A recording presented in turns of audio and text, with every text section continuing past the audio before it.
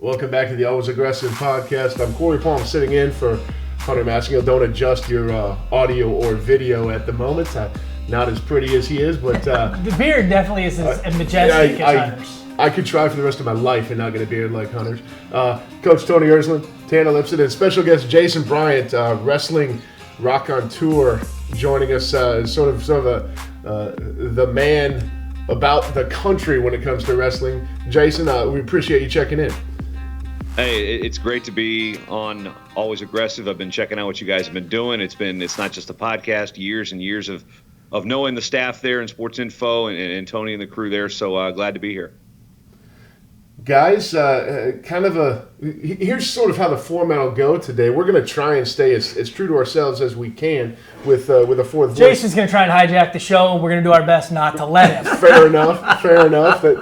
Let the man do what he does, right? This is true. I tend to talk about myself quite a bit. No, I'm just kidding. You got to give the people what they want. Exactly, Corey. You got to give the people what they want. Big week for the Boilermakers. A couple duels on the road in the Big Ten.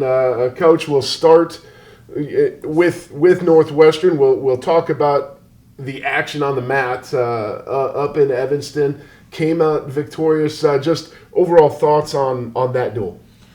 You know, first of all, nice to get a win on the road over a good Northwestern team. Winning's good. Nice to get a dual win, right? So that's a team win there against a good Northwestern team.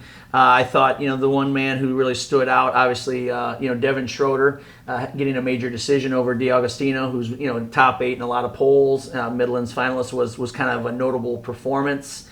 Good to have Max Lyon back, who had been out of Midlands, as well. And then Thomas Panola kind of closed the duel strong. So, but a mixed bag from a duel standpoint, and I'm sure we'll talk about Iowa as well. But I just thought, a little sluggish, maybe not as aggressive as we want, but we walked out with a win. But certainly lots of things to work on coming out of that duel. JB, you catch the Northwestern match?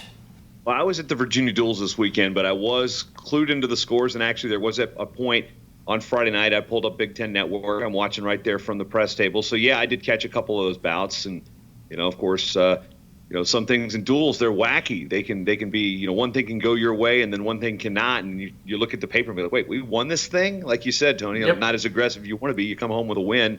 And duel rankings are what they are. It's like, well, you can win one. Look at those neighbors up there in Badgerland. They have a big win, then they have a big loss the same weekend. It's crazy like that, and you guys kind of experience the same thing. But yeah, I was definitely impressed with Schroeder coming off that win. I mean, him not wrestling at the Midlands, I know it was a scratch the day before, or the day of actually. So that you at least get to the point where you can knock off somebody who is at least in the finals. So at least you don't blow your entire seeding going into the Big Ten tournament. So that was a good win for him, obviously, when it comes to seeding in that regard. Yeah, no doubt. The other notable from a negative standpoint, Christian Bruner, had seen Lucas Davis now for the third time in almost a month. You know what I mean? And so, clearly Lucas made some nice adjustments. Had a good weekend himself, obviously at Penn State as well. And we came up on the short end there. So, it just goes to show you can't sleep on anybody. Obviously the Big Ten's very good. We've got to continue to grow and adjust and improve. And so it just highlighted some things, that we've got to work on, overall. I've heard the rumor that Big Ten wrestling's good. Somebody said that one. Jason, were you the one that told me that? It's not overrated, I'll give you that. It is not overrated. It is properly rated. Adequate. Glamorous term you want to give it, it's probably that, yeah. Yep. It's pretty tough. So I will say this about Bruner, following up. It was good to see the national media at large give Bruner credit for his entire body of work and not have a huge knee-jerk reaction to a loss like Friday's. He remained near the top. One cool thing I did see on Twitter, I don't know if you saw this too, Jason. Nomad over at Flow did a blind resume thing. He put 2 guys up, and one of them happened to be Bruner's. I recognized it pretty quickly. You better. And it was cool to see national people, not only that national people were educated enough to know who the 2 wrestlers were, but there were quite a few people that leaned Bruner's way. It wasn't. It was pretty, there was some decent arguments on both sides as far as people saying yes, this guy's got some great wins. He deserves to be where he is, recognized nationally. Yeah, and being in that position, I've done national rankings on the college level since 2005, and there is nothing more frustrating than you get into those situations. You're like, well, this guy doesn't have the schedule. Well, this guy's has better wins. He's also got some head scratching losses. You can apply that metric to every single wrestler, comparatively speaking, save somebody that's undefeated and a returning national champion. So those type of things are extremely difficult, whether you've got one guy doing a ranking or whether you've got 4 or 5. I mean, I've gone in all those situations. You sit there and you go round and round. Well, this guy beats this guy, beats this guy. I mean, wrestling is about triangles, and it's crazy because, like we love to look at the transitive property or whatever property it is. It's like he beats him, he beats him, he beats him. Well, in practice it doesn't work, but sometimes you have to do that in rankings, those common opponents. And sometimes you look at those and there are head scratchers in November. Well, did a guy cut his weight wrong? Are you going through a training cycle right now? Yep. Is it just to show up and get some mat time? Is he did he tweak an ankle? I mean, there's so many X factors when you do a ranking. And the hardest part about it is taking all that subjective stuff out and looking at just the numbers. And sometimes you just have to make a gut reaction, be like, well, your hunch just tells me that I'm going to put this guy here. I don't maybe have any concrete information. I can justify it as long as it's justifiable in some way, shape, or form. But again, you can't necessarily always apply the same logic to the same wrestlers because there's, 80, 79, 80 guys in a weight class. Each week, somebody's going to get upset. I mean, look at the dual rankings this week. We had 11 ranked teams lose. And that's just in a dual metric. Imagine that times 10 each and every single week. So I'm not doing the college rankings anymore. Thank the good Lord above, because you want to talk. We were talking about hair earlier, Tanner. You don't have any. I'm losing mine, and most of mine are because of wrestling rankings for the last decade. Yeah, and I'm gray, but I would rather be coaching. You're coaching these guys. I can understand. If I was a coach, I'd have been gray at 20. Yeah, no, I think you made a lot of great points, and I think then as a coach, that's why I'm glad we just get to put our foot on the line and we get to solve it. You know what I mean? Like it's going to be settled at the national championships in March, and yes, there's some ups and there's some downs, but it's about improving and getting better and getting to March and doing your best wrestling. And the good news is it's January right now and not March. So these things, while they matter and they're fun to talk about and whatnot, we got a lot of wrestling left to do. No doubt. Tanner, you might have seen this. There was a Twitter discussion about the AP basketball poll that went on about somebody was calling out one of the voters for voting a team below somebody who just got blown out at home. I think it was Baylor and Kansas was the discussion.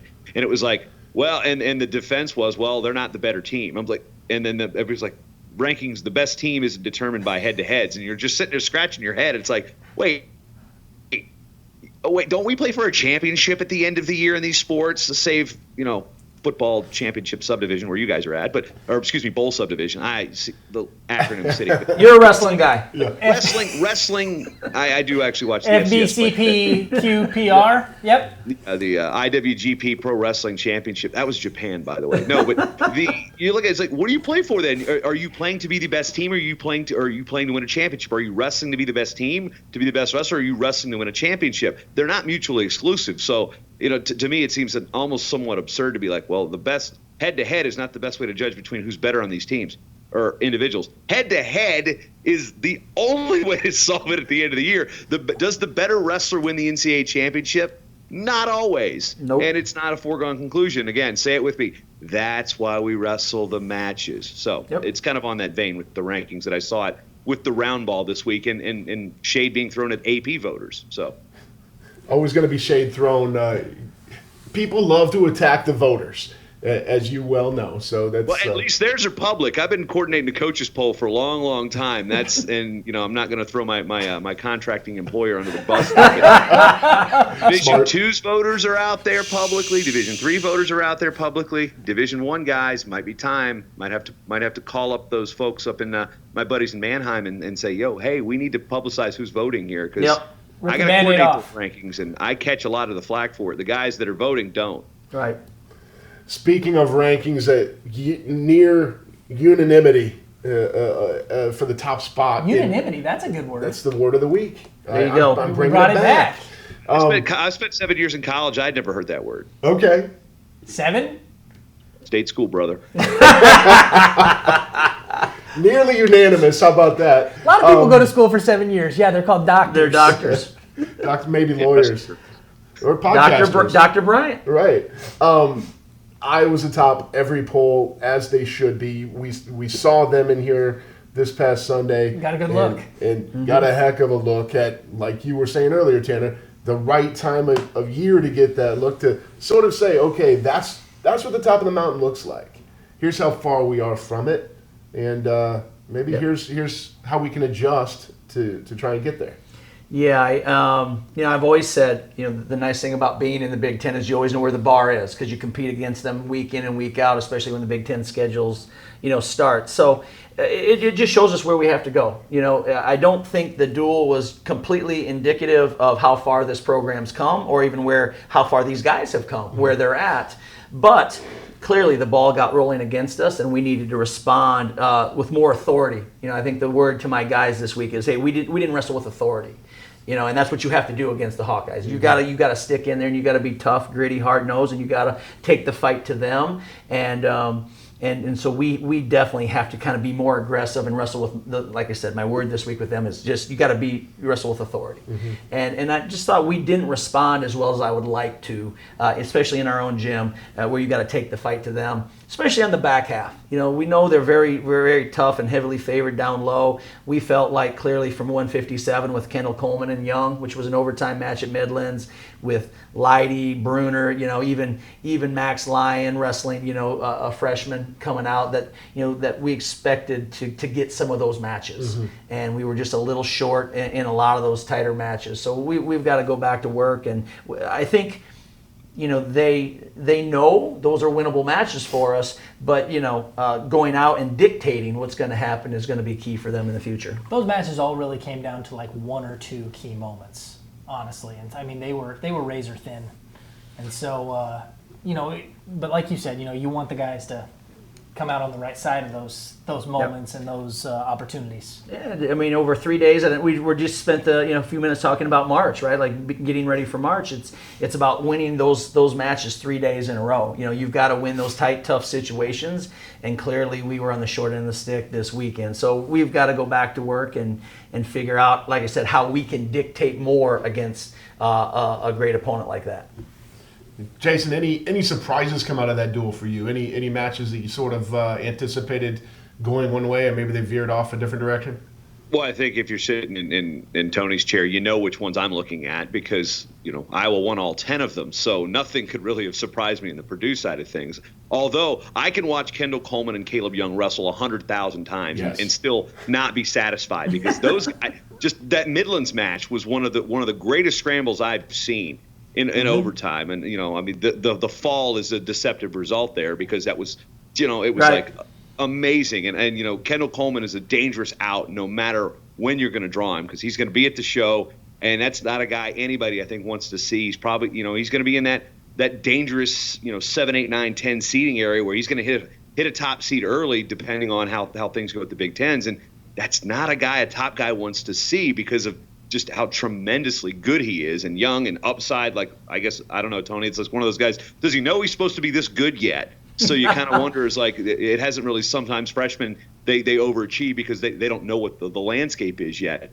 But in terms of the actual performance, you look at the score and it's like 41-0. That doesn't tell the whole story. And that's one thing where you could get on a tangent about dual meet scoring not necessarily being indicative of actually how it went, because you could lose 10 one-point matches and get shut out. Not necessarily, oh, well, they spanked you. Well, there were some competitive duels there, and, of course, there were some not competitive matches. And I know that's Tony's job to correct that, and it's Tom Brand's job is to exploit that. So one of the great things about college wrestling, but I got to admit, I was surprised that it was a goose egg, and that's again, it's how the ball bounces sometimes, and it's like, well, okay, that's not what I expected. And you look at the average, okay, you do the math, 41, that's an average of a major. And again, that can be skewed a little bit because you've got that buzzsaw at 125 pounds for Iowa. Yep. So that'll skew any type of average anyway. But I want to, there were some individual bouts that, kind of raised an eyebrow, and there were some actions like, okay, I honestly expected Devin Schroeder, especially coming off that win, to give Spencer Lee a little bit more of a battle. I did not expect Tech, even though as good as Spencer Lee is on top, I mean, it's a lot of people are going to be working on that tilt defense, and it's not just in the Purdue wrestling room. It's at every school in the Big Ten, and every school it's like, okay, we're going to draw this guy early. Yep. No, I would agree with you completely.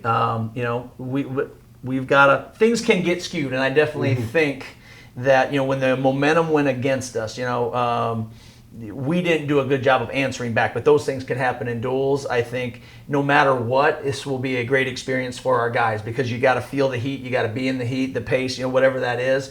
And now it's on us to respond. And I feel really good. The response that we had yesterday in practice, we severely tested our guys. That's what I heard. Yeah, we'll test them again just because you've got to hold up to the kind of pressure that that you're going to face. And so I liked their response. Now, hey, can you keep those blinders on until March? Can you kind of let that sting of what happened sit with you where I'm going to be dedicated the rest of the way out to March and not get too comfortable because, hey, we know we're capable, but, if you let a team like that get going, the results are going to go against you. So I liked what I saw. Now, hey, consistently, are we going to be that way in the room the rest of the way out? Don't want to move on from Iowa without giving a huge shout out to the crowd in attendance. Yes, awesome showing. Holloway Gym. Awesome fantastic. Well over 2,000 people in attendance. It was standing room only. So 2,500 plus. It was a pretty good showing. Our landmark staff, the security people had their hands full because people were trying to sit in the aisles. People were trying to sit up on top of the bleachers and stand behind the benches. Yeah, they were trying to get behind the benches and they were having to keep circling back and move people and meet fire code and all that stuff. So no, it was an awesome response for our fans. We appreciated it. It was pretty cool. Now, I thanks for bringing that up because that was awesome. I'm in here about the attendance thing real quick, and that's something that we've been tracking the attendance for the last 20 years, and it's not like we had to call Tom Erickson to get somebody down on the floor or anything, Tanner, but little inside joke. But you see Purdue in that top 25. We had 24 schools last year average more than 1,000 in attendance, and we've just seen what happened at Pittsburgh. Had just announced that they've got this whole campaign. They're going to be building a multi-use facility for wrestling, and other sports, but it's gonna cap at 3,500. Granted, we're not all going to be like Carver Hawkeye, where you're going to get 15 plus, or Penn State, where you can get that much at the Bryce Jordan Center and sell everything out. The smaller, intimate venues, like look at what Ohio State's got with the Covelli Center. They put about 4,000 each of their home matches.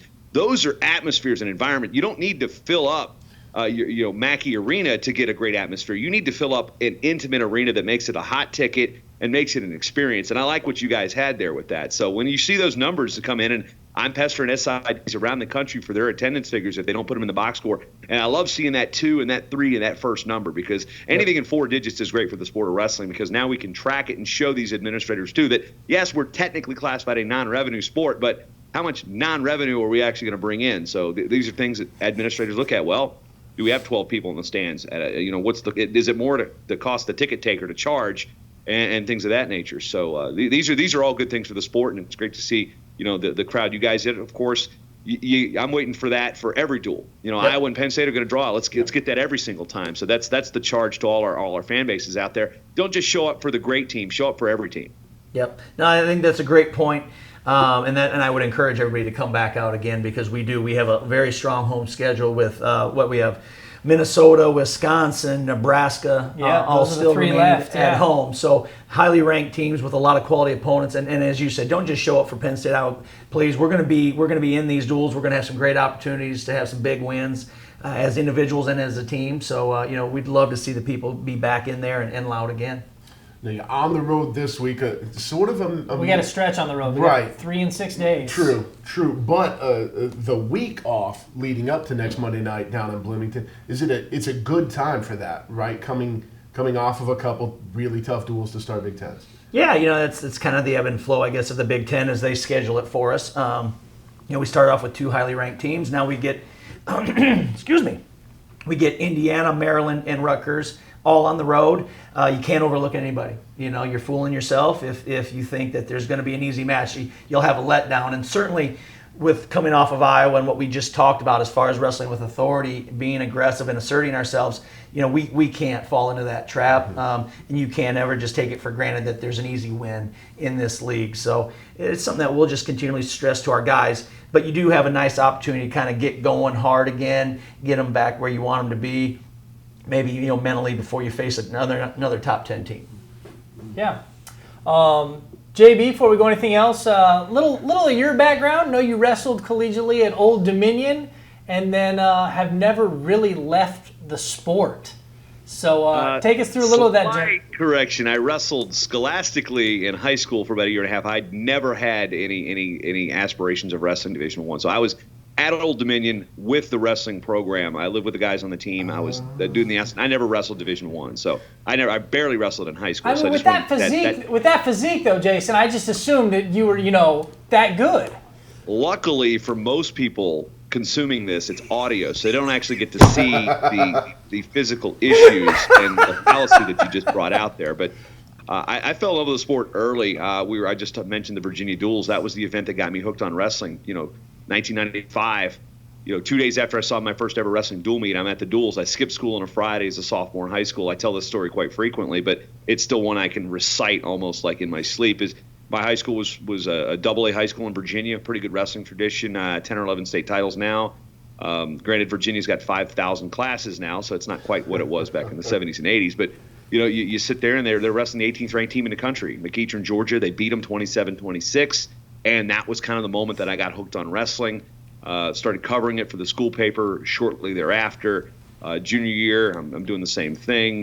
Then I get a job at the newspaper, the big paper, not the weekly or anything. I'm snagging phones. I'm getting wrestling results. I started a radio show called Matt Talk, which is, the first iteration was Virginia High School Wrestling News, Virginia Peninsula Wrestling News, and now the second iteration is what you see today with the podcast. But I've been announcing and announced 8 different sports. Wrestling kind of took over, and it's one of those things I say it kidnapped me, and right place, right time, and just had the right people to guide me and understand. They weren't just being, sometimes you can get some of that outsider treatment where, you're not a wrestler, it's close to, it's kind of hard to be accepted in some circles. But, I had people that were really good in bringing me in, even though I was nothing on the wrestling mat. So credit there to like my high school coach, Billy Ruff, who, I'd ask questions. I'd ask stupid questions, like very stupid questions, wrestling newbie questions. And he'd be patient with me and teach me through it. And then when I got to college, the coach at Old Dominion at the time was Gray Simons, who was one of the greatest wrestlers to ever walk the earth, especially, 2-time Olympian, 7-time national champion, 4 NAIAs, 3 D1s. The guy, I joke that he farts more wrestling knowledge than I'll ever know. and I think that's an understatement. And Gray, I'd go into Gray's office and he'd tell me stories about Doug Bluebaugh. He'd tell me stories about, Dick Wilson, who was one of his rivals, who was, recently inducted into the Hall of Fame, guy from Toledo, just all that, wrestling in Rome, joining the Army, coming to Granby, only won 1 state title in high school, and that was a sophomore. So I got a lot of really good input, especially from a guy like Gray, who really helped me.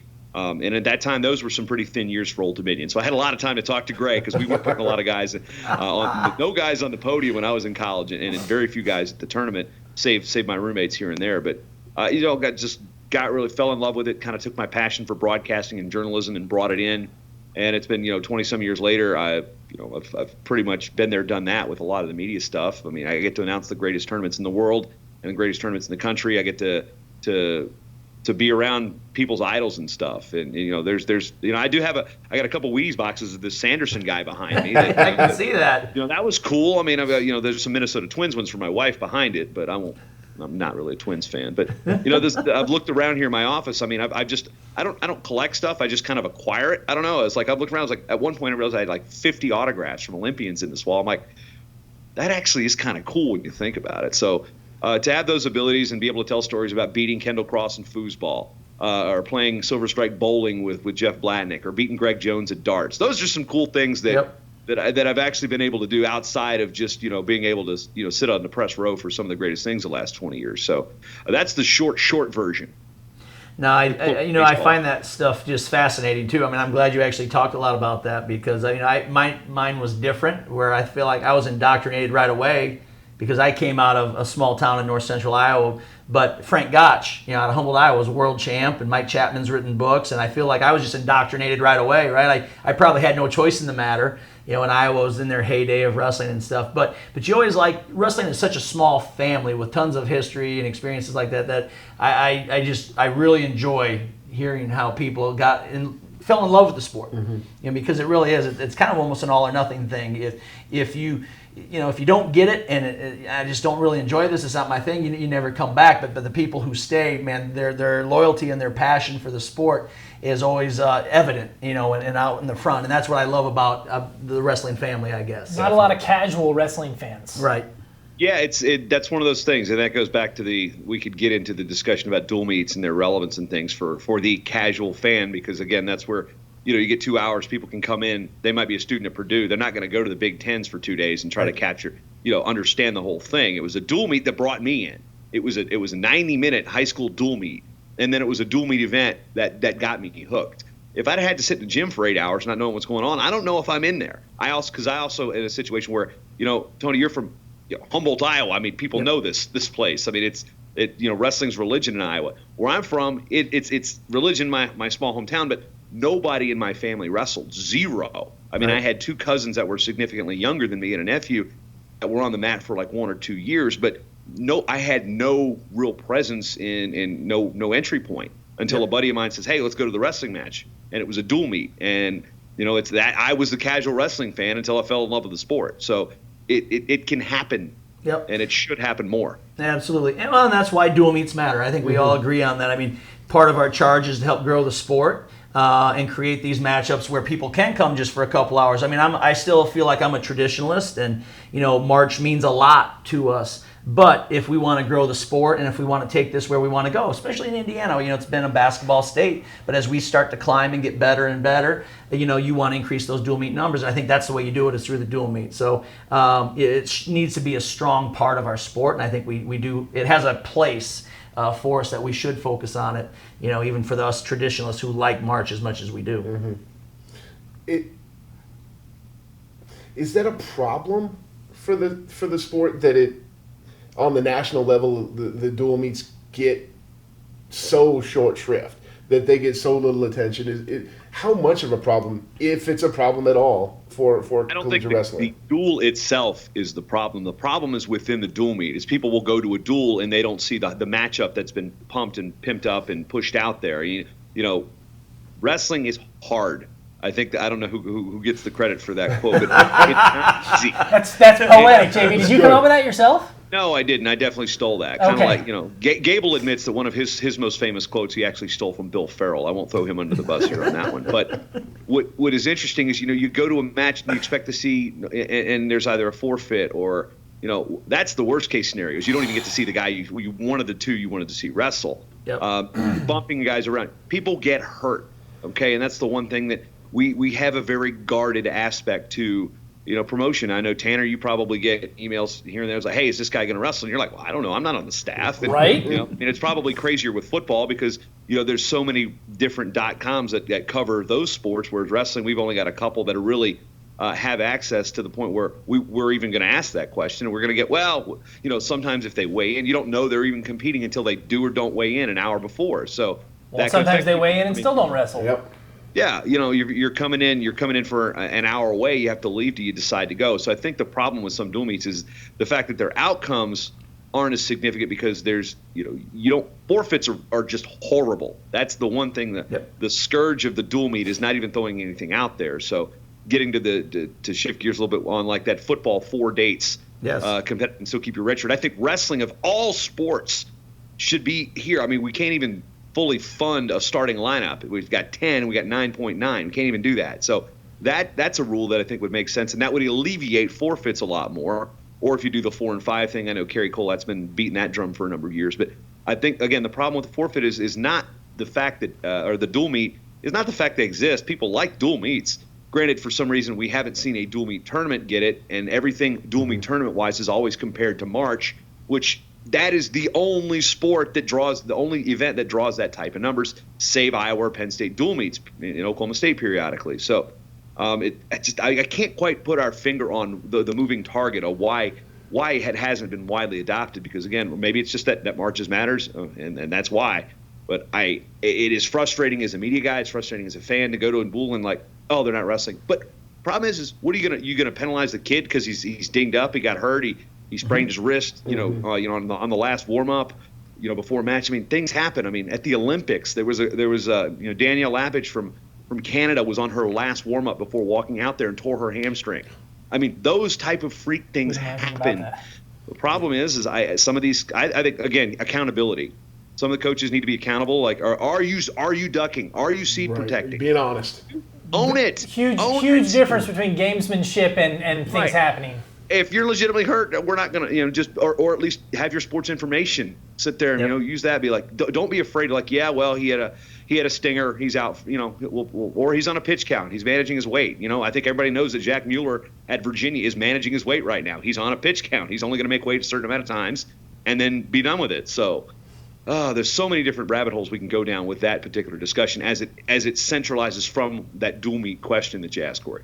Okay. Yeah, no doubt. And I think there's a few other things out there. I mean, giving red shirts the opportunity to compete 4 or 5 times and still preserve their red shirt is a great option, and that makes absolute sense. I'm a huge proponent of that. We're already doing that with open tournaments. What other sport that we know of? Tanner, you probably know this because you've got the broad spectrum of sports there at Purdue. I don't know any other sport that has redshirting athletes eligible to compete in college competition and it count on other people's records. And if you get pulled out a redshirt, it counts on yours. I mean, if you're redshirting in basketball, you're not going to you're not entering a you don't go one-on-one tournaments. I think part of that proposal, though, honestly, will be, can we pull other sports with it? I think that's where the NCAA is. They're not usually willing to just grant it sports specific all the time. If we can show across the board from an Olympic sports perspective, you'll be able to gain more support from the NCAA people and push that through. Even though for wrestling, it makes the absolute most sense. Most of us would argue. You do see it a little bit in sports like track and field or swimming and diving, where a redshirt athlete will pay their own entry into a meet and compete, but it doesn't have, like you said, Jason, it doesn't have the ramifications where like those wins or losses don't affect other teams and other athletes. We've had to create rules or asterisks like at the Midlands in the Southern Scuffle with the review process. Like unattached wrestlers prior to this year didn't get challenges, so if they got their red shirt pulled, then those matches were wrestled under a different set of rules. Like, I mean, let's look at the Spencer Lee situation 2 years ago when he was redshirting and lost that tight match to Ronnie Bresser. He didn't get the challenge. Now, what if he gets the challenge? Does that change his seat at nationals? Because, again, that match was wrestled under a different set of rules. So it's strange that we have all these nuances that no other sports have, yet we're not allowed sometimes to have our own nuance. Football's got its own nuances. They get their own rules, but then again, they also bring in the money. I was going to say, big difference in revenue. Holy moly, there's a difference. Yeah. Again, we're a lot of zeros. Got unique rules as it is. Why not? We're a sport of nuance, which I think is some of the charm and also some of our problem getting into the nuance fan bit. But it's like it would be great to, okay, we got to forfeit. Why are we holding this guy out? We don't want to blow a red shirt for our freshman at 125. Well, he's going to beat the guy. Let's put him in there and. We'll not have to worry about that. I mean, strategic redshirt pulling like Assad up at Iowa is a different story altogether. But you've got a blue chip stud and then somebody's sprained their wrist or something. Throw him out there and not let it count against him. I think we'd see better athlete retention in that way too. Because Tony, how many times you got guys that are redshirting and then by the time there's no more open events, you might go to Edinburgh in February, but. They got to check out. You got to keep those guys engaged to be warm-up partners and get the other guys better, or they just check out and it starts to get warm and you might start to see some grades suffer. I mean, there's a lot of nuances when it comes to being a college coach, and some of those is keeping those guys engaged. I mean, the attrition rate of non-starters is crazy in Division I wrestling. I don't have a stat to back it up, but I'm with you. You work at APR, you want to say, all right, if you're going to quit, at least get that 2.6. Yep. Well, and there is, I do have some numbers on that, though. I mean, the retention rate after you get past 30-some credits is much greater. So, I mean, you could lose a kid. The chances of losing someone in that first year are much higher. It just shows that after they get 30-some credits, you're going to take 12 and maybe a summer to get your 30. Their retention is going to be much higher. So it's a real issue. And we talk about it all the time that when you have a kid who's getting ready to make weight and compete, man, they're dialed in. That's what they've done their whole life. And sometimes you take that kid now for the first time in his life, he doesn't have to be ready to compete. It's easy to fall into some bad habits or just, mentally just kind of relax, which you don't want to. Your athletes ever doing. You want them to stay dialed in and always trying to get better. So I think there's a lot of value in that. I think there's some value. We could talk forever, so I guess I won't go too far on this, but maybe even moving the season where if we go to a one-semester sport and then have a dual season after or something like that, because I think you help yourself from a forfeit perspective there too. But I also think there's a lot of APR concerns there going to a one-semester sport that can help us. So that might be another talk for another time. But I think those are issues that we have to really discuss and should push for in the wrestling community because we can make our product better. It's all about resonating. I know we talked a little bit earlier. Wrestling's got a very loyal, if not very large fan base, and it's kind of hard sometimes to draw in the casual fans. Well, you have to have that casual fan buy-in in order to grow the sport. So it's kind of a double-edged sword. You love the loyalty of your fans. You need to draw new people to the sport. We all love the sport. We see the virtue in it. Being open to the changes that allow other people, to come under the tent is such a challenge. So probably almost done here, guys. Jason Bryant, Matt Talk Online podcast. I mean, God knows how many others you work on. But I mean, last count, I think I'm up to 32 that have been on the network. So it's pretty awesome. We just launched one from the Wisconsin Wrestling Federation, the USA Wrestling chapter up there. And, one of the shows that we just finished up was the story at Little Rock at GetRockedUp.com, the new Division I program down in Arkansas. That was a story that's not just me doing interviews. That was something I actually had some creative input in doing and telling a story that's never been told before. So those are some things that I really want to highlight, especially the Little Rock thing, because a lot of schools, because they're a state school, a lot of universities are looking at their blueprint and be like, okay, do we have a guy like Hatcher floating around? And do we have the ability to put facilities together? And we're adding a men's sport to the state school that's typically not always enrollment driven. So, there's a lot of things about that Little Rock show that I was really happy with how they came out. And again, it's a new Division I school, and you've got your own podcast here. But that's one I would really encourage everybody to look, because it starts from no high school wrestling at all, 12 years ago, to now a Division I program, about 4 or 5 Division IIs and Division IIIs and AI schools in there. Actually, I think they might be up to 8. So, wow. Wrestling culture can exist and start from anew. It's come along quick. That's the great stories about that. So, MadTalkOnline.com is where I'm at Jason M. Bryant on Twitter to get my daily weather updates and daily news stuff. So, all that stuff. What is the weather in New Brighton today? Cold. Jason, thanks again, man. You've done a ton for me, and we appreciate you taking the time to be on here. So, we know you got some other engagements, so we'll let you go here. Corey, anything else? No, I think we're good. Jason, like Tanner said, thank you so much. Great to see you again, and hope to see you down the road. Yeah, man, that was a good wedding. Yeah, it was. Well, we remember. Well, yeah, what I remember. Jason, you have a good one, buddy. Guys, thanks. Thanks, Jason. Guys, we'll catch you next week on the Always Aggressive podcast. Thanks.